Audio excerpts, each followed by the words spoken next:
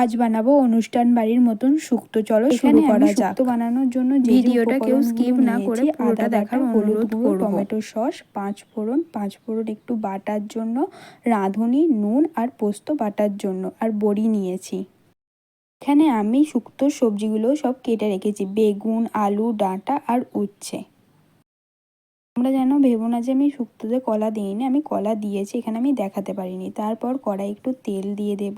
তেলটা গরম হয়ে গেলে তাতে একটু নুন দিয়ে দেব। নুনটা দেওয়ার পরে আলুগুলোকে দিয়ে দেব, দিয়ে একটু ভালো করে ভেজে নেব। এখানে আমার আলুটা ভাজা হয়ে গেছে, এবার আস্তে আস্তে আমি আলুটাকে তুলে নেব।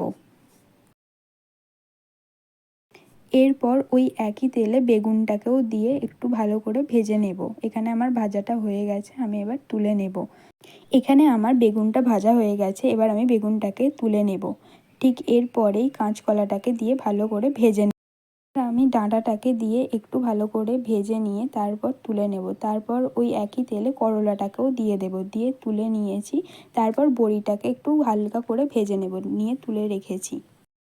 এবার আমি কড়াইতে একটুখানি তেল দিয়ে দেব। তেলটা দিয়ে 5 ফোড়ন দিয়ে দেব, তারপর রাঁধুনি বাটা, 5 ফোড়ন বাটা আর আদা বাটা দিয়ে একটু চিনি দিয়ে মশলাটাকে কষাবো। এর সাথে আমি পোস্ত বাটাটাও দিয়ে দিয়েছি, কিন্তু আমি বলতে ভুলে গেছি। তারপর অল্প পরিমাণে একটু হলুদ দিয়ে দেবো, তোমরা চাইলে হলুদটা দিতেও পারো, নাও দিতে পারো। এবার আমি এই সময়ে মশলা ধোয়া জলটা দিয়ে দেব, দিয়ে ভালো করে কষাবো যতক্ষণ না তেল ছাড়ছে। এখানে আমার মশলা থেকে তেল ছেড়ে দিয়েছে, আগে থেকে ভাজা সবজিগুলো দিয়ে ভালো করে একটু কষিয়ে নেব। এখানে আমি সব সবজিগুলো দিয়ে দিয়েছি, এবার ভালো করে নাড়বো যাতে মশলাটা সব সবজির গায়ে লেগে যায়।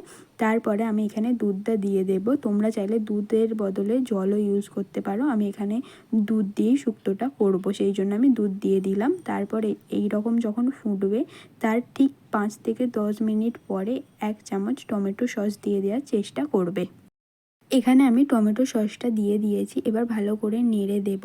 তারপরে একটা ঢাকনার সাহায্যে চাপা দেবো।